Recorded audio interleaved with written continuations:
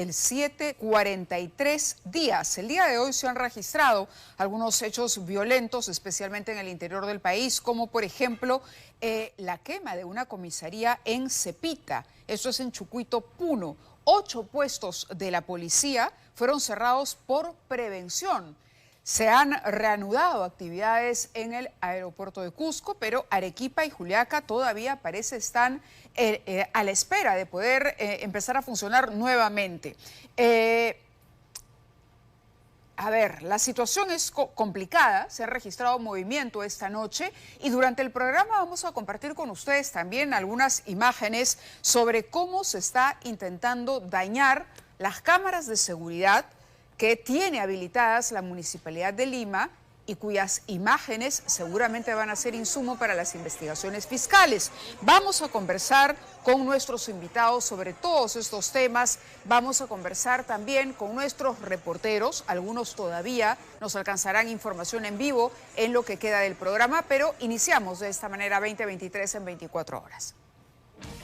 Hoy a las 10 de la noche, 2023, 24 horas. Delincuentes, asesinos. Reaparece para promover discurso del odio. Ex premier Aníbal Torres protagonizó altercado con la prensa. Además, continúan las manifestaciones en Lima en el segundo día de marchas y violencia en la capital. 2023 en 24 horas con Mávila Huertas. Hoy a las 10 de la noche, inmediatamente después de 24 horas, aquí por Panamericana.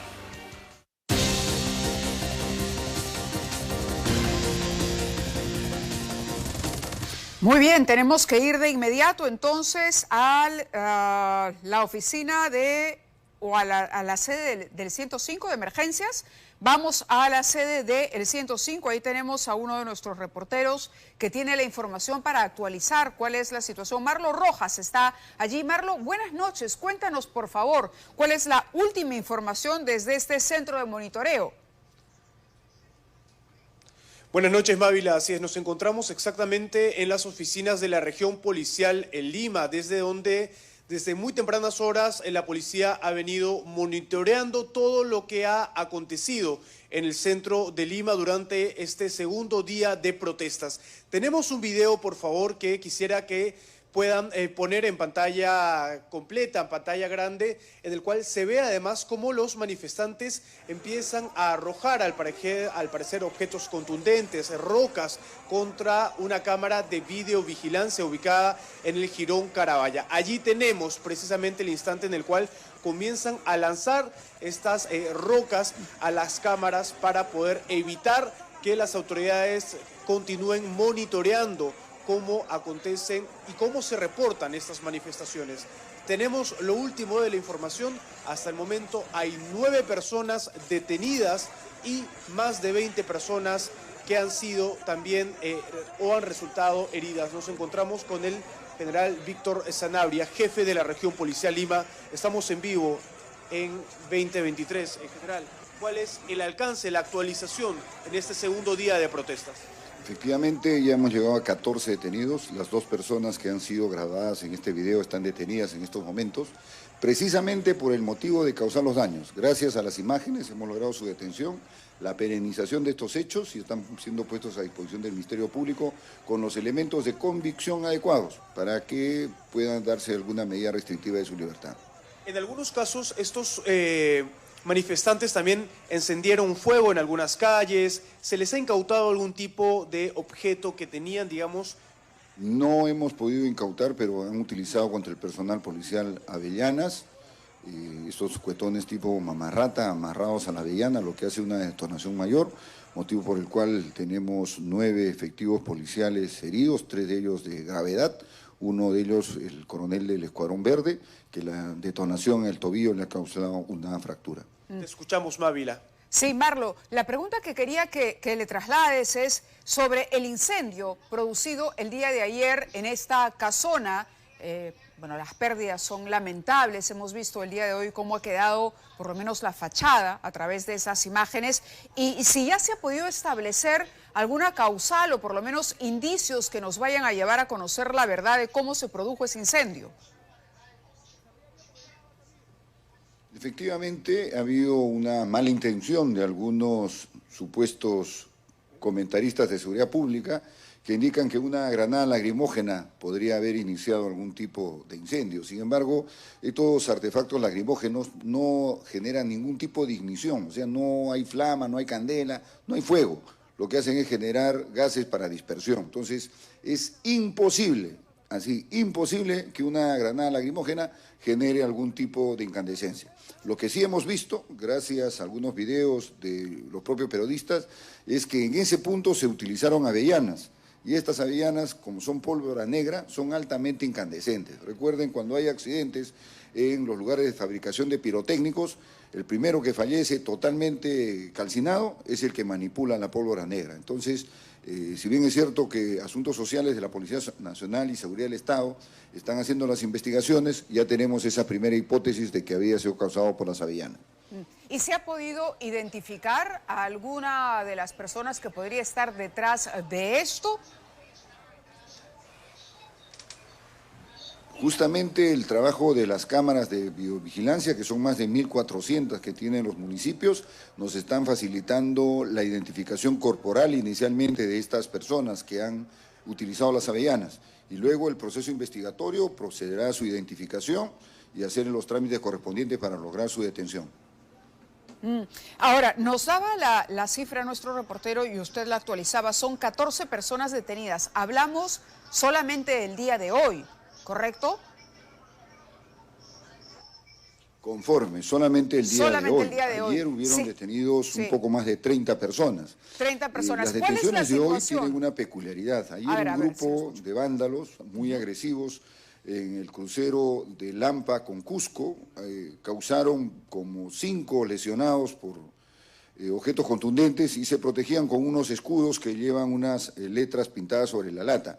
Hoy hemos detenido a estas personas, hemos incautado 5 de estos escudos y se están haciendo la documentación respectiva para poder tramitarlo al Ministerio Público. Sobre los detenidos de ayer, digamos que son más, y los de hoy en la medida de que haya sido posible, ¿se ha podido vincularlos a algún tipo de organización, digamos, que formen parte de algún grupo organizado con nombre propio? Mire, aquí las definiciones de organización criminal como una figura delictiva en nuestro sistema penal es un poco más compleja porque hay que determinar la organización, el liderazgo, el espacio de cobertura penal y de acción criminal que ellos tendrían. Entonces, es un poco complicado. Nosotros estamos haciendo las intervenciones por las alteraciones del orden público, disturbios, que es la figura tumultuaria que causa daños o lesiones a las personas, y también las agresiones que está recibiendo el personal policial. No, claro. En el caso de las cámaras, por ejemplo, el procurador de la municipalidad se ha hecho presidente de la comisaría Alfonso Ugarte y está haciendo la denuncia como disturbios agravados, o sea, los actos violentos y vandálicos más los daños direccionados al sistema de biovigilancia. Claro, eso lo entendemos, pero la identidad, me imagino que al momento de la detención se le toma las generales de ley a esta persona, es decir, se conocen sus nombres, qué edad tienen, si son estudiantes, si son de Lima, de qué región proceden. Sobre eso le preguntábamos más bien, ¿qué información se puede manejar a esta hora sobre este primer grupo, por lo menos el de ayer, sobre el que ya debe haber mayores luces? Sí, mire, la mitad aproximadamente de los detenidos el día de ayer son naturales de provincias, de diferentes lugares, hay de Nazca, Ica, también ha habido detenidos de Arequipa, y el caso de hoy día hay detenidos de Huancavelica y de Puno. Por lo inicial que tuvimos los 6 primeros detenidos, 2 eran de Huancavelica y 1 era de Puno. Esperemos ya en el transcurso de estas horas, todos van a ser identificados, pero por ejemplo, los 2 que han causado daños en el centro de Lima, que están en Alfonso Ugarte, son de Lima. Entonces vemos que aquí hay una participación masiva de personas, muchos son estos que se han desplazado desde diferentes puntos. Claro. Recordemos que han venido a Nahuaylas, Cajamarca, Arequipa e Ica. Pero hay que reconocer también que hoy lo único común que ha tenido con ayer son los actos vandálicos y violentos.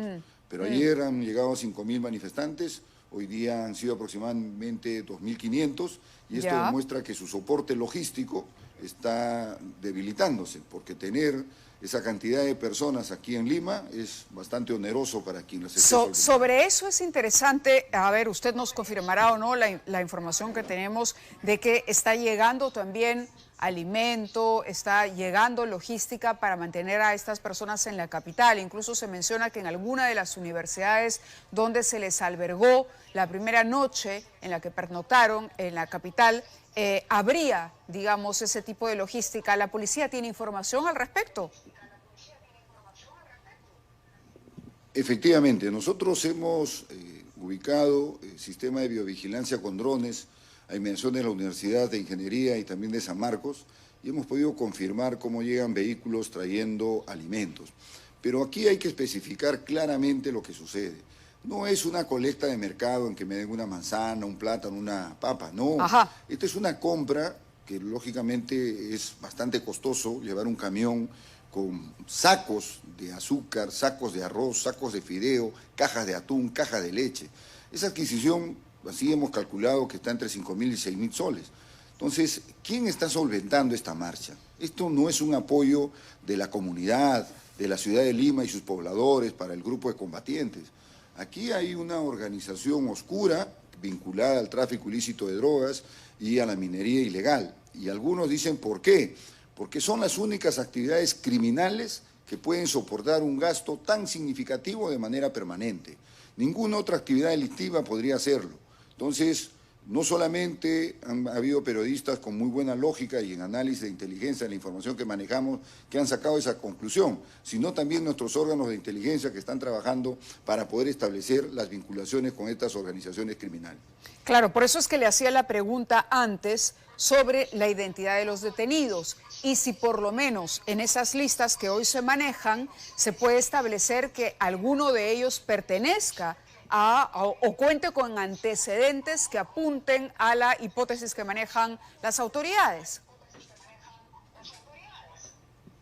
Sí, efectivamente esto es cierto, pero ustedes comprenderán también de que es un proceso de investigación bastante meticuloso para poder ganar los elementos de convicción junto con el Ministerio Público, con las diligencias, primero de perennización de los hechos violentos que ameritan la detención.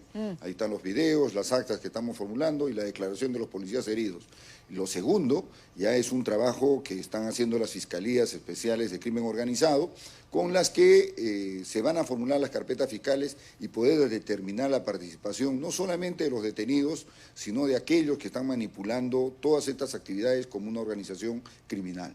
¿Usted está en condiciones de asegurar y decirle a la población, especialmente a los familiares de las personas detenidas que pueden estar en este momento preocupadas por su situación, que la policía está respetando estrictamente los derechos humanos? Eso por un lado. Y para ir cerrando, le preguntaría cuál va a ser la estrategia en los próximos días y qué información se tiene de lo que podría ocurrir en Lima. Mañana, pasado mañana, la próxima semana.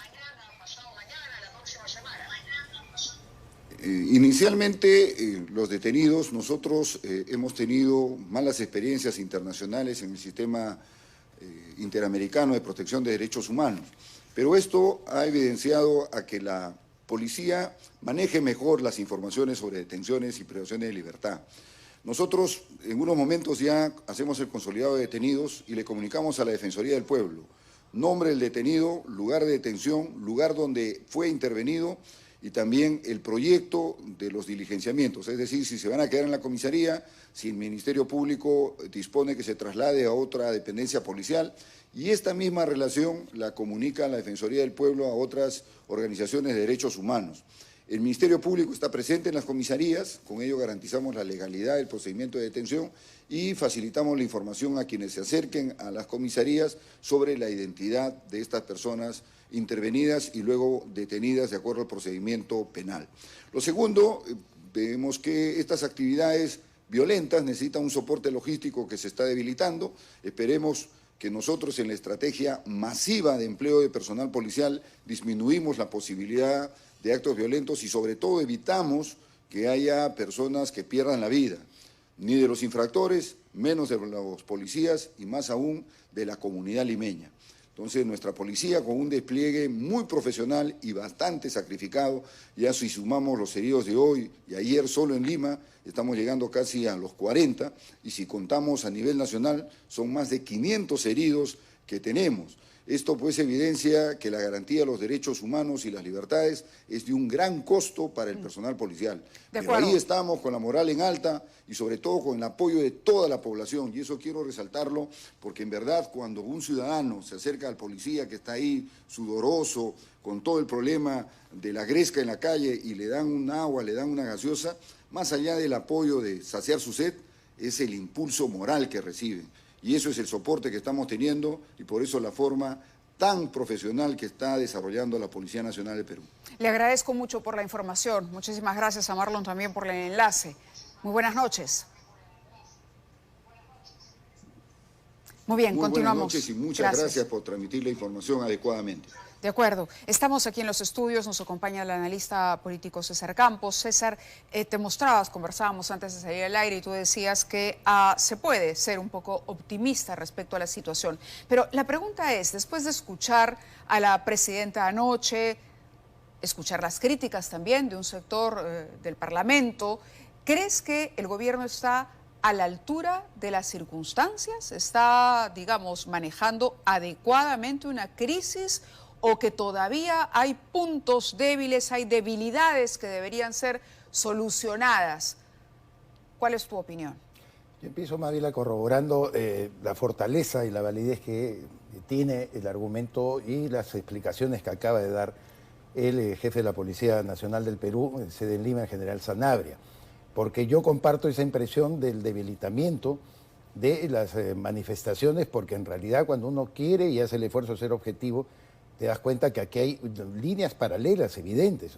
Hay efectivamente manifestantes que expresan su protesta muy legítima contra el gobierno, contra la situación política, contra el establishment, contra la clase política con mayor razón, pero al mismo tiempo hay una infiltración vandálica enorme con apoyo logístico del cual algunos líderes aparentemente de izquierda no han querido separar desde un principio. Y creo que esa es la moral que ha ganado la policía, con la cual yo no tengo ningún tipo de tutías ni ningún tipo de duda. Aquí hay que estar con nuestra policía, con la Fuerza Armada, y quiero agregar que ahora coopera también el Cuerpo General de Bomberos del Perú. Es decir, no solamente son Fuerzas Armadas, Policía Nacional, sino también los bomberos están en una misma línea de acción para preservar el orden en el país. Te preguntaba específicamente por el discurso de la presidenta, porque vamos al manejo político, más allá de los operativos de seguridad.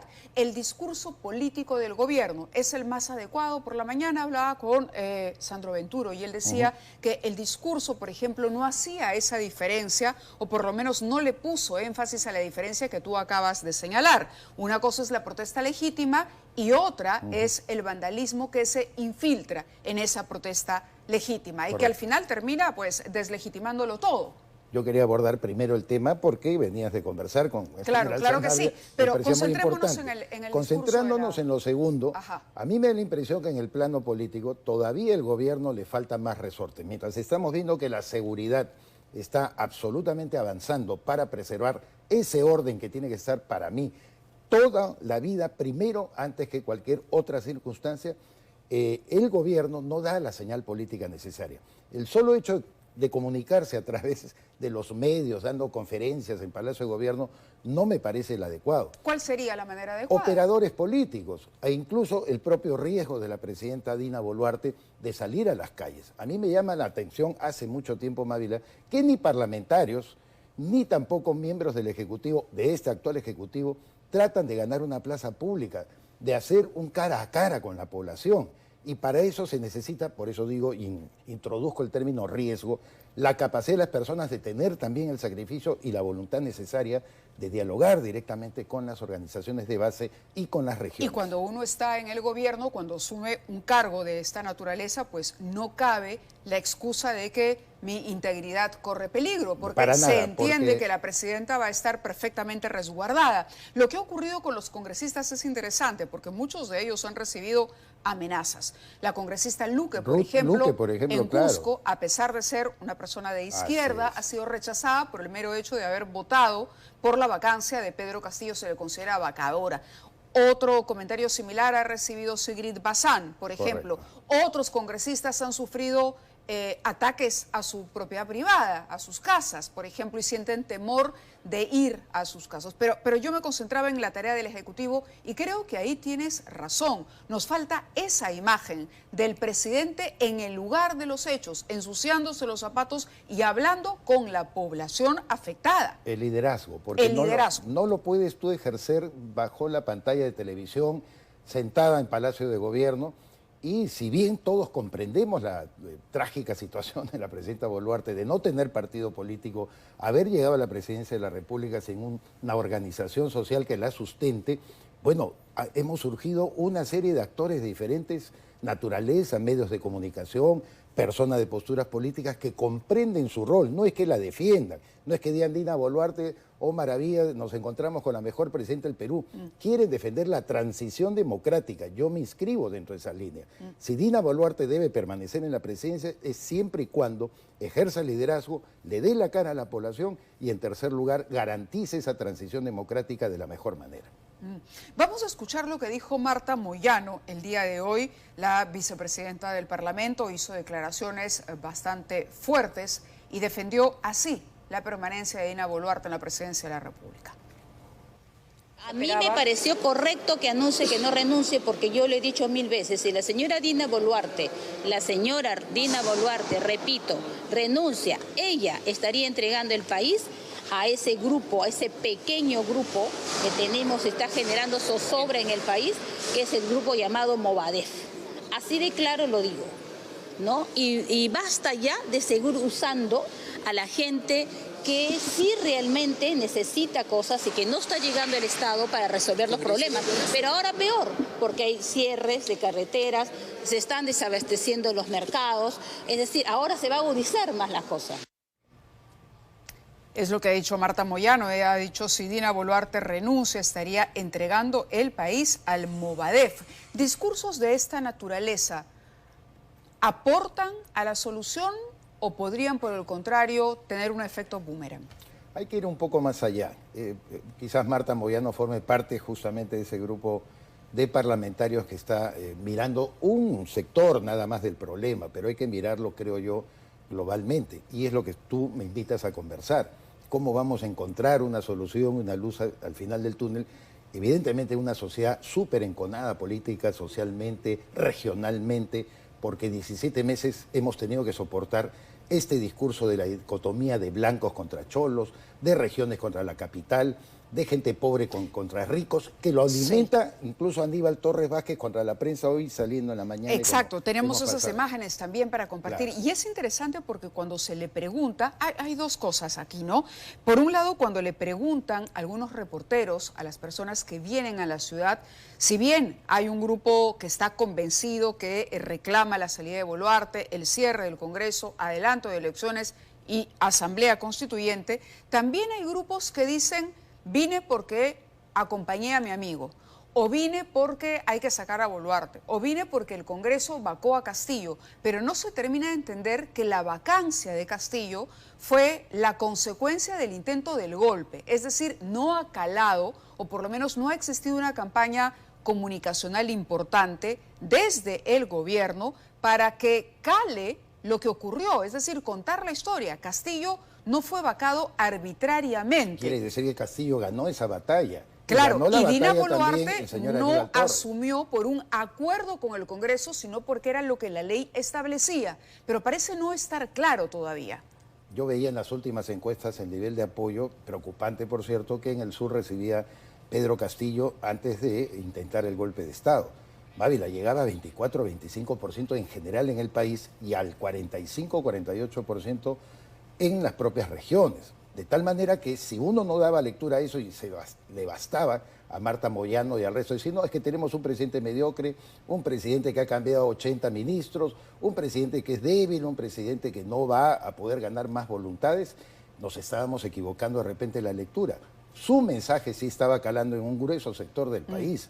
Y ese mensaje dicotómico del racismo, del clasismo, del regionalismo, todo creo yo que ha calado en un sector de la población. Interesante lo que decías sobre Castillo, sí hizo ese recorrido después de haber hecho la reflexión de qué es lo que no ha hecho todavía con portátil y la todo, y en contra de la- los medios de comunicación. Nosotros los medios no la les presidenta servíamos. Boluarte. Nosotros, y ganaba plaza, ganaba voluntades. Te interrumpo un minuto, pero quédate con nosotros. Brian Matías tiene información desde el centro de Lima. Brian, contigo.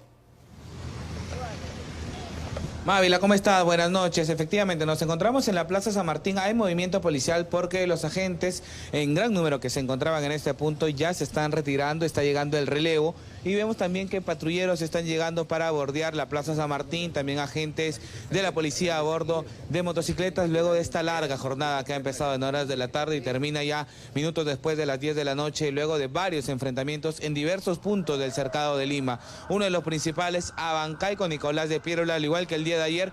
Si bien el gran número de policías se ha retirado, el grueso de los agentes ha quedado, como ya se ha hecho costumbre en estos últimos días, los policías que están resguardando los accesos a la Plaza San Martín, que es hasta donde quieren llegar algunos de los manifestantes en el recorrido que realizan en estos últimos días durante sus protestas. El objetivo, sabemos, es llegar hasta el Congreso de la República.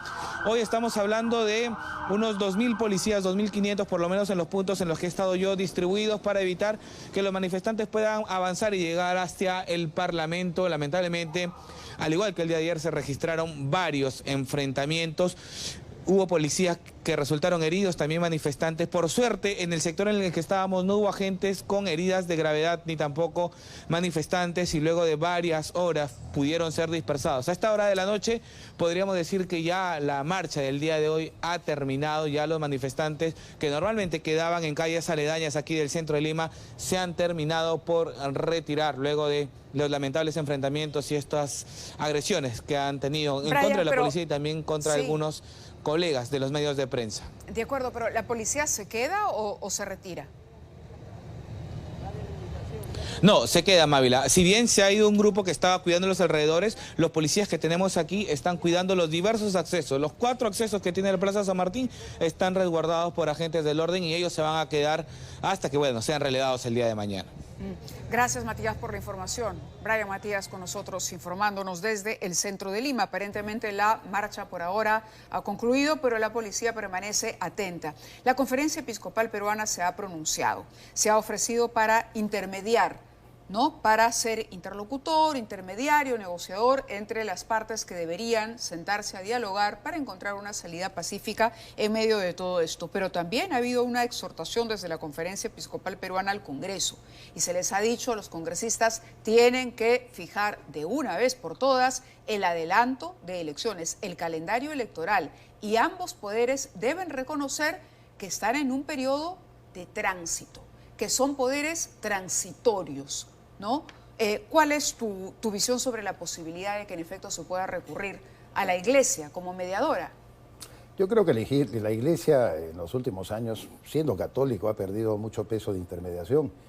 A lo mejor Francisco Sagasti no estaba desfasado cuando señala hay que abrir un poco el campo y recurrir a otras iglesias, porque a veces los sesgos políticos que yo le atribuyo a Pedro Barreto y le atribuyo en menor cuantía a Carlos Castillo, el arzobispo de Lima, de alguna u otra manera ha enajenado la posibilidad de un diálogo más abierto o darle una capacidad de intermediación muy sólida a ellos. De hecho, la buena voluntad tiene que darse y tiene que ofrecerse intermediarios válidos donde sean reconocidos por todas las partes.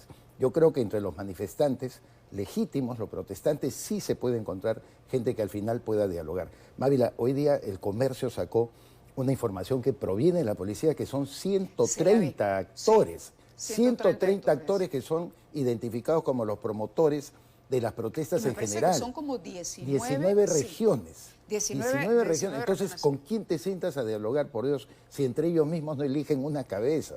Alguien creo que te decía, entrevistándolo la vez pasada, las antiguas manifestaciones que uno veía de la izquierda, del APRA, lo que sea, los líderes estaban, ¿no es cierto?, al frente de ellas, y tenías un líder al cual identificar, es decirle, siéntate en la mesa para conversar. Con 130 cabezas, a mí me parece difícil, imposible. Por eso hay que tratar un poco de acotar este escenario y buscar que se junten diversas agendas, las que reclaman legítimamente, reitero, dentro del sur del país, las frustraciones que tienen, y por otro lado la agenda política de la salida que tú me preguntaste. Yo sí creo que es posible adelantar algo, pues las elecciones. Ya habrá que ceder como iconográficamente, que sea diciembre del año 2023, pese a que sabemos que no es fácil hacer las reformas constitucionales que requiere un cambio importante para el sistema electoral. Acompáñanos un minuto, te pido me esperes porque estamos enlazados con el congresista Edgar Tello del bloque magisterial y precisamente el bloque de izquierda, los congresistas de izquierda, parece que no tienen ese ánimo de aprobar este proyecto para el adelanto de elecciones. Estarían poniendo condiciones. Congresista Tello, bienvenido al programa. Buenas noches, Mávila. Un gusto estar en tu programa. ¿Cómo va el apoyo de la izquierda a lo que ya se aprobó en una primera legislatura? Ojo con ello, ya se aprobó, falta aprobar esto en una segunda legislatura y con ello se cumpliría por lo menos, digamos, un primer objetivo importante, que es establecer un calendario electoral. La izquierda, su bloque, el bloque magisterial, ¿va a suscribir ese apoyo al proyecto ya aprobado en la primera? Reiterar que el que habla y el bloque magisterial votó por el adelanto de las elecciones, pero ese adelanto no puede ir engañando a la población, sorprendiéndola y siendo populista y ya pensando en promover a sus candidatos, sino tiene que ir recogiendo lo que las calles están pidiendo también, que es la consulta popular a un referéndum para una asamblea constituyente. No poner eso es engañar a la población y solamente adelantar fechas para cambiar personas. Y eso creo que no es lo que pide la población. La población pide solución a la crisis. Y una de las soluciones... Hay un tema, claro, lo que sucede es que hay un problema con el punto que usted señala. Una asamblea constituyente, a ver, ¿quién la designaría? ¿Quién crearía el marco para su organización? Tendría que ser un congreso, pero el congreso en el que usted participa ha perdido completa legitimidad. Y si la gente pide elecciones es porque quiere cambios en el Ejecutivo y cambios en el Parlamento. Entonces las elecciones son el primer paso. ¿Está condicionando usted su apoyo al adelanto si no se incluye también el tema de la Asamblea Constituyente? Por el contrario, si ponemos en una balanza, el adelanto de elecciones tiene que llevarse sobre un plazo. En cambio, la consulta popular a referéndum, ya el mismo Jurado Nacional de Elecciones lo ha dicho que lo puede implementar. No necesita muchos plazos, es inmediato. Y si hay una minoría, como ustedes dicen, ¿no? Entonces el referéndum no veo por qué hay que temerle que la población pueda expresar su votación, ¿no? Si hay minoría, ahí se ratificará porque hay minoría, pero lo importante es que la población democráticamente ha participado de una consulta popular y eso es atender y escuchar a la calle que se está movilizando, ¿no? No claro, hacerlo eso. No sigue sonando como a presión, ¿eh? No sigue sonando a condicionar el apoyo para el adelanto que ya es un consenso, es decir, negarse al consenso por su actitud. Pero déjeme hacerle escuchar lo que dijo Marta Moyano también sobre el tema del calendario, que es importante. Escuchemos a la primera vicepresidenta del Parlamento. Formalmente no es viable. ¿Por qué? Porque nosotros ya votamos, recuerden que Fuerza Popular planteó para que sea en el 2023. Pero cuando se consulta al Jurado Nacional de Elecciones y a la OMPE, dijeron, no respondieron en realidad, pero aparentemente habían problemas de tiempos, de plazos para cumplir las normas electorales. Entonces se decidió en primera instancia, primera legislatura, aprobar que sea en el 2024, abril 2024. Nosotros vamos a ir a la segunda legislatura para votar esta misma. No podríamos modificar, no podríamos plantear. Hay quienes salen a decir, sí, pero ahora podemos adelantar. No, señores, práctica parlamentaria. Comentario del congresista Tello. Aclarar que yo fui una de las personas que le preguntó al presidente del Jurado Nacional de Elecciones si era factible y era posible de que se agregue al adelanto de elecciones la consulta popular de la Asamblea Constituyente. El presidente del Jurado Nacional de Elecciones dijo que sí era posible, dependía del Congreso e incluso no estaba sujeto a plazos. Y eso indudablemente puede ser incluso adelantarlo, puede ser primero que antes del adelanto, ¿no? Que se tiene que trabajar, y ello indudablemente esperamos que la Comisión de Constitución evalúe, reflexione y también escuche a la calle, porque de lo contrario sería populismo y ya estar, digamos, queriendo sorprender a la población claro, con adelanto de elecciones para Bien. cambiar solamente personas, ¿no? Y Claro, no cambiar lo esencial que es lo que la calle pide. Su opinión es respetable, pero el Congreso es un foro. Los votos mandan, finalmente. Usted, y la idea es que se pongan de acuerdo. La pregunta que yo le hice es muy concreta. Si ustedes votarán a favor de este adelanto de elecciones. Lo otro lo puede proponer y se someterá de pronto a votación. Y la mayoría decidirá si se incluye o no se incluye. Pero por ahora estamos hablando solo de una fecha. También se habla de querer cambiar a la mesa directiva. ¿Cuál es la posición del bloque magisterial? A nivel de bloque, todavía no nos hemos reunido para ver la posición sobre la mesa, pero lo que sí hemos conversado es de que la calle también debe ser escuchada y no solamente debe estar planteándose adelanto de elecciones, porque el adelanto de elecciones, nada más. Y eso no solamente eso soluciona, porque ¿quién garantiza que este adelanto de elecciones, el próximo Congreso que se elija, no haya nuevamente una crisis y nuevamente porque no me gustó el candidato que gana, adelantamos también el periodo? En todo caso, que ya no sea el periodo. Nadie puede predecir el futuro. Le estoy preguntando por que ya no sea de 5 años, sino de presidente y congresista sea de cada 2 años. Y entonces evitamos cualquier crisis más adelante, ¿no? Usted ya no estará en ese Congreso. Le estoy preguntando por las acciones concretas y la decisión que tomará el bloque magisterial. Estamos hablando del hoy. Hoy por hoy hay un proyecto ya aprobado. Me ha dicho ya que descartó el tema, que por lo menos no han tocado el tema de la mesa directiva. Entonces, no hay una decisión todavía tomada en el bloque magisterial. No saben, votarán a favor o en contra, todavía no hay una decisión. Lo que tenemos claro es que esta segunda votación debe ir el adelanto, pero también escuchando a la calle que se agregue la consulta de la Asamblea Constituyente. Si no se hace eso, nosotros tenemos claro de que no estamos escuchando a la calle y no queremos solucionar la crisis. No votarán entonces, es lo que me está queriendo decir. Por lo cual mucha gente está en las calles. Y eso y olvídese, la cantidad de pedidos que uno puede escuchar en la calle son tremendos, ¿ah? Tremendos. Pero se trata de encontrar consensos y de empezar a ponernos de acuerdo, por lo menos en un puntito, ¿no? Ya, adelantar las elecciones. Ya, uno de los 4 o 5 o de los 50 que podemos recoger en la calle, olvídese. Pero vamos piano, piano. Por eso le preguntaba concreto por esto. Muchas gracias, congresista. ¿Algo que quisiera agregar usted? Solamente de que escuchemos a la calle y no solamente es cambiar de personas, porque el adelantar las elecciones es cambiar de personas manteniendo a los mismos partidos de siempre y esa no es solución a la crisis que atraviesa nuestro país. Muy bien. Gracias por la Gracias entrevista. a usted. Gracias a usted.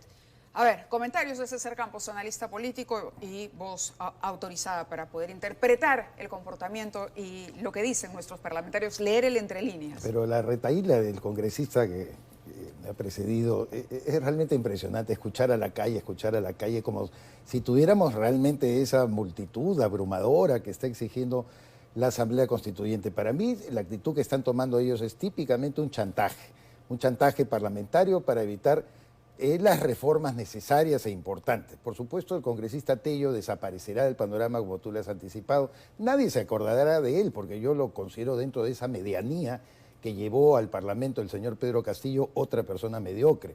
Sin duda, esto que repite a cada rato, hay que escuchar a la calle, hay que escuchar a la calle. Hablamos de la crisis de liderazgo, Mávila, y parte de la crisis de liderazgo es que ya no tenemos líderes, ¿no es cierto?, que sepan conducir a los pueblos. No hay pueblos malos o pueblos buenos, sino hay buenos o malos líderes. Con líderes como estos que dice hay que escuchar a la calle, no llegamos a ninguna parte. Él debería ser el hombre que persuade a la población que representa. Tenemos que ser sensatos, tenemos que ser razonables. Hay plazos constitucionales que cumplir. Hay un reglamento del Congreso y eso es lo óptimo para realizarlo. Si vamos a decir, como tú bien le has acotado, que la calle tendrá que tener siempre la última palabra, pues estamos fritos, ¿no? Claro, bueno, la calle es una palabra abstracta, ¿no? Es algo amorfo, algo algo que no tiene ningún sentido, sí. ¿no? Ahora, ¿qué crees que hay detrás? Tú lo has dicho claro, para ti es un chantaje, pero ¿qué crees que hay detrás de esto? Incorporar, obligar a que el otro bloque, que es una mayoría, incorpore el tema de la Asamblea Constituyente en este proceso eleccionario que se convocaría. Bueno, lo que se ha planteado desde el bloque magisterial, la gente de Perú Libre, dicen algunos, solamente es el tema de consultar si es posible llevar adelante o no una asamblea constituyente. Ellos confían dentro de ese terreno que podrían obtener una mayoría de votación. Yo no considero de que eso vaya a ocurrir. Es decir, elegir nuevo Congreso, nuevo presidente, claro, y al mismo tiempo preguntarle a las personas si estarían a favor o en contra de una asamblea constituyente. Exactamente, es lo que quieren consultar, porque de todas maneras vamos a llegar a ese referéndum. De tal forma que es una presión y una condición que la verdad no refleja ni la voluntad de la calle ni lo que dicen las encuestas en general, ¿no? ¿Y serías optimista respecto a la posibilidad de que se apruebe entonces con esta actitud que tienen algunas bancadas de que si no se incluye lo que pide la calle, entonces sería lo mismo y repetimos lo mismo?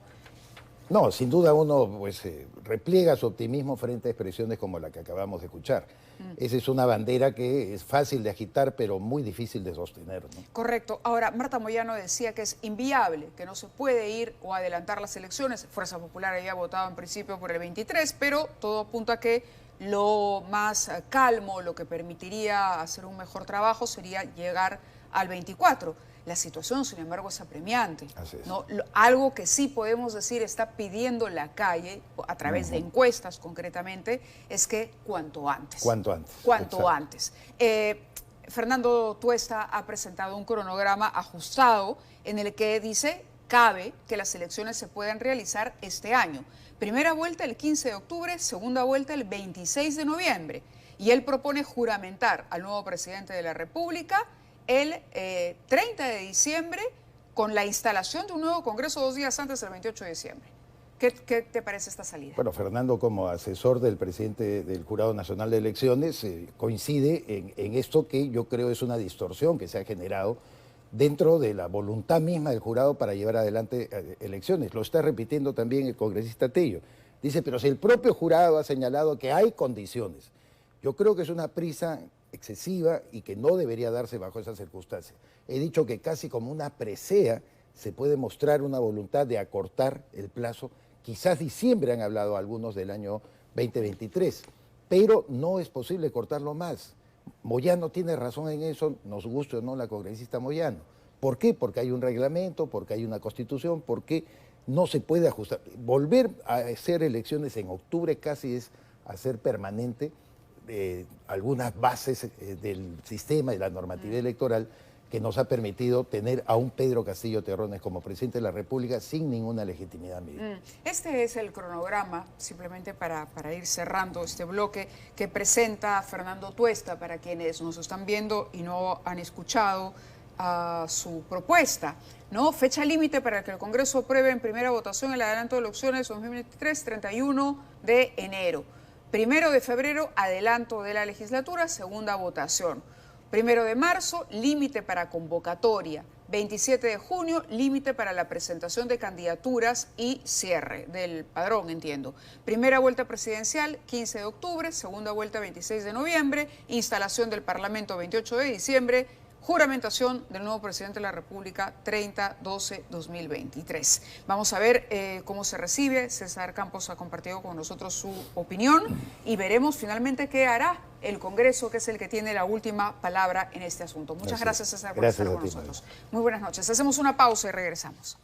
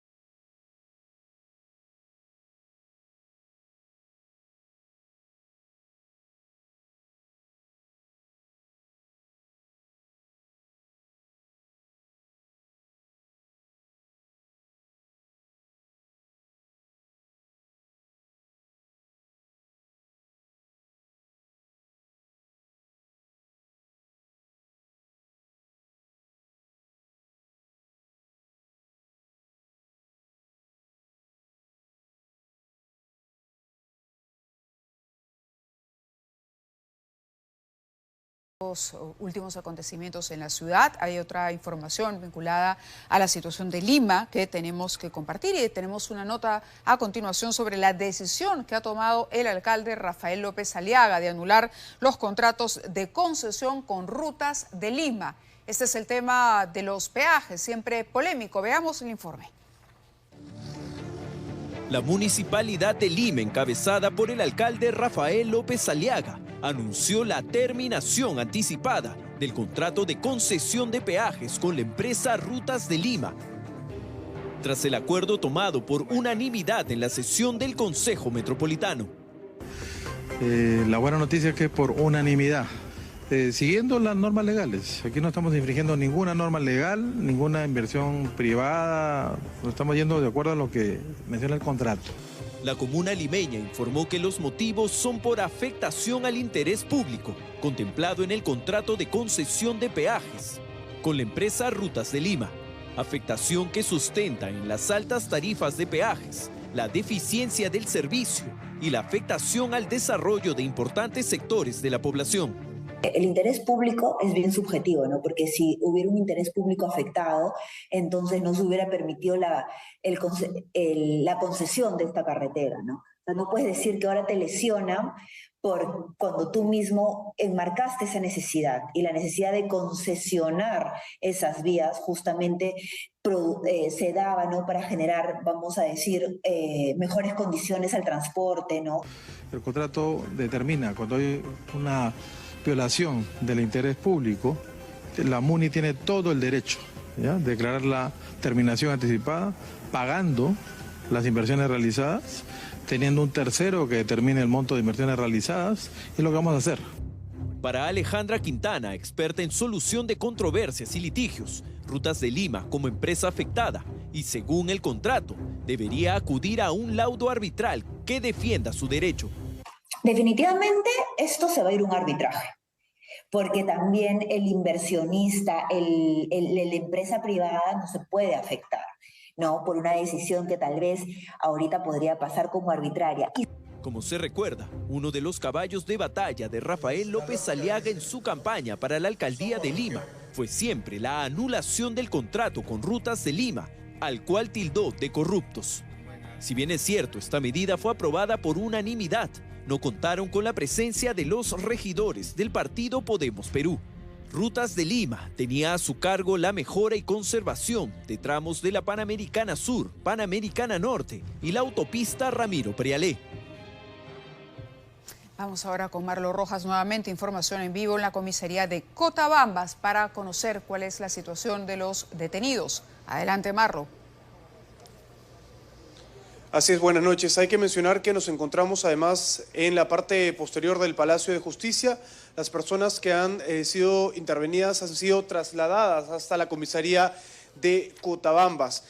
Previamente, el jefe de la región policial Lima informaba que han sido 14 personas intervenidas. Nosotros hemos llegado hasta este punto y nos han informado que 3 personas ya se encuentran en calidad de detenidas luego de haber pasado por los registros de identidad correspondientes. Hay que mencionar que hasta este punto también han llegado representantes de la Coordinadora Nacional de Derechos Humanos para poder estar acá y garantizar de que se cumplan con todas las diligencias conforme a la ley. Hay también familiares en este punto y nosotros estamos a la expectativa, sobre todo para conocer la situación de las personas que han resultado intervenidas durante las manifestaciones en este segundo día de protestas aquí en la ciudad de Lima. Entonces, la información es 14 personas intervenidas durante las manifestaciones en el centro de Lima, 3 personas en calidad de detenidas tras los registros de identidad en la comisaría de Cotabambas. Muchísimas gracias por la información, Marlos, la situación entonces.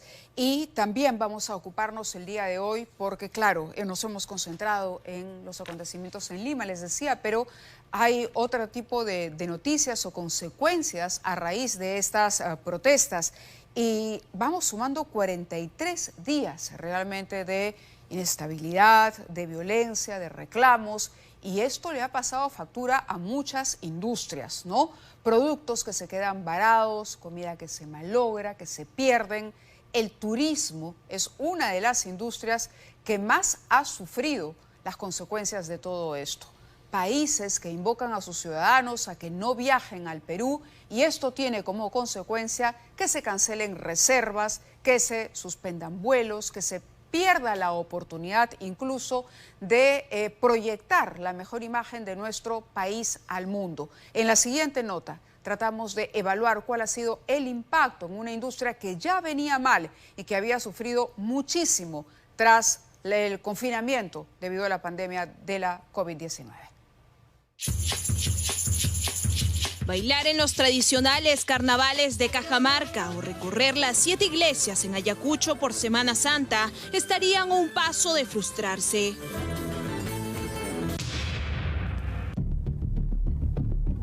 Y es que la convulsión social y los niveles de violencia que azotan al país han generado un fuerte golpe en el sector turismo, en donde ya se han empezado a suspender festividades importantes como la fiesta de la Candelaria en Puno. Una situación que, según especialistas, podría repetirse en los próximos 6 meses, generando pérdidas millonarias para el país y concretamente al turismo. Esto no lo vemos desde la época del terrorismo, ¿no? Así de grave es, ¿no? O sea, la situación es muy dura. El Perú recibió, antes de la pandemia, 4.4 millones de turistas extranjeros. 4.4 millones. El año pasado hemos recibido casi 2 millones, ni siquiera la mitad. A diferencia del resto de los países de la región que ya habían prácticamente regresado a antes de la pandemia. Nosotros no, única y exclusivamente por la pésima gestión del gobierno pasado. Los principales destinos turísticos en el país se encuentran en el sur, el punto que hoy concentra la mayor convulsión con bloqueos y enfrentamientos, y que se refleja en la cancelación del 90% de reservas realizadas por extranjeros hasta el mes de mayo. En esas temporadas pues, pueden llegar a 2.500, 2.800 personas al día, ¿no? Hoy día eso no llega a 100, ¿no? Esa es la diferencia, ¿no? Y las cancelaciones que se han dado son para los próximos meses. Y hay muchas reservas que no han sido canceladas, pero que posiblemente van a ser canceladas. El turista extranjero deja aproximadamente en toda su estadía en el Perú $1.000, ¿no? Cada turista que deja de venir son $1.000 menos, ¿no?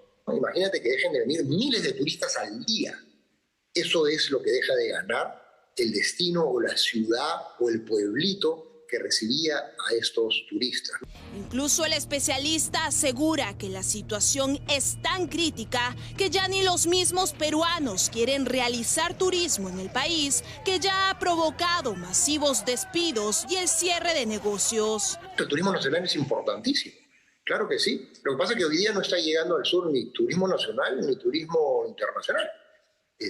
Ojo, recién van a abrir el aeropuerto de Cusco, ¿no? Después de que tuvieron que cerrarlo ayer, hoy día mediodía. Pero el aeropuerto de Arequipa ha sido dañado ayer nuevamente, ¿no? Y el aeropuerto de Juliaca lo mismo. Los miles de empleos que se están perdiendo y se van a perder principalmente en el sur del país, ¿no? Porque gran parte del circuito turístico está en el sur. Una cruda realidad que no tiene cuándo acabar y de la que costará muy caro al país poder levantarse y recuperar la confianza de extranjeros y peruanos. Eso sobre todo. Hacemos una pausa y regresamos.